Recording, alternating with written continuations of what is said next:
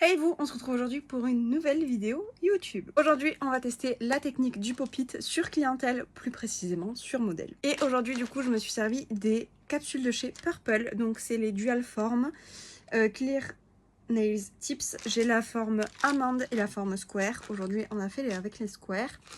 J'ai déjà utilisé cette technique et je vous ai déjà fait une vidéo de je teste la technique du pop-it, mais c'était sur moi. Cette fois-ci, c'est sur modèle. Je trouve que du coup, la technique est un peu plus différente. Forcément, c'est toujours différent sur soi et sur modèle ou sur cliente.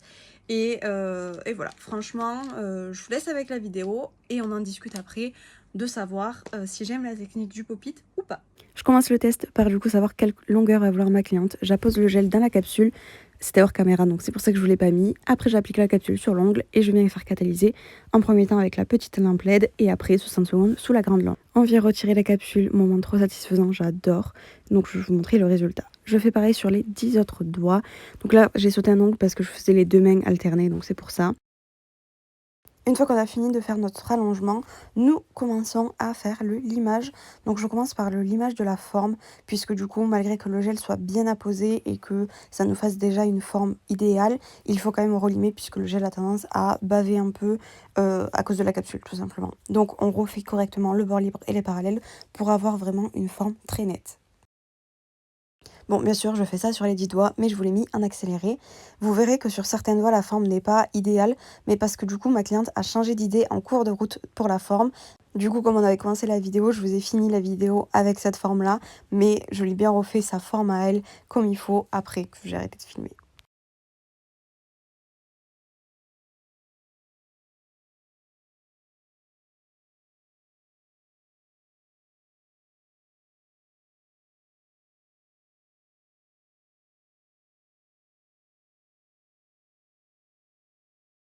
Une fois que j'ai limé la forme, je vais venir limer le dessus de l'ongle parce qu'il y a toujours un petit bourrelet de gel qui est dû à la capsule quand ça ressort.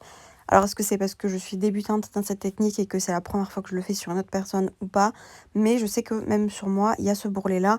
Donc n'hésitez pas à donner des conseils si jamais vous en avez.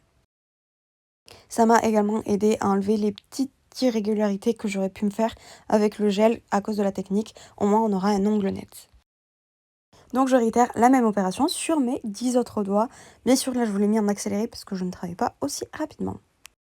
Je trouve que c'est quand même vachement un gain de temps parce que vous n'avez pas à positionner votre chablon, à faire les découpes du chablon, à poser votre première construction, à enlever le chablon, reconstruire la forme. Enfin, je trouve que c'est quand même plus rapide au niveau du rallongement, mais je trouve que c'est une technique vraiment où il faut avoir la technique, justement. Et je suis pas trop fan du dessous de l'ongle, à voir avec le temps et l'expérience si le dessous est plus joli. Voici le résultat du coup de mon rallongement en pop-it. Franchement, je suis plutôt fan et voici le dessous. Donc du coup, mon petit avis, alors sur ces capsules-là, je les aime plutôt bien. Je les préfère à celles qu'on avait testées d'AliExpress la toute première fois où j'avais testé ces formes-là. Il faut savoir qu'elles sont à une dizaine d'euros la boîte. Par contre, la question que je me pose, c'est la capsule, une fois qu'on s'en est servi, est-ce qu'on la jette ou est-ce qu'on peut la recycler jusqu'à qu'elle soit abîmée? Parce que personnellement, je serais d'avis de la nettoyer et de pouvoir m'en servir, mais j'ai pas l'impression qu'on puisse trop le faire, donc je sais pas trop. N'hésitez pas à me dire. Donc vous avez 120 capsules à l'intérieur de chacune des boîtes. Et du coup, la technique pop-it, je la trouve très très pratique. Je trouve que c'est plus rapide qu'un rallongement au chablon. Parce que du coup, le rallongement au chablon, vous devez placer le chablon, vous devez le recouper, etc. etc.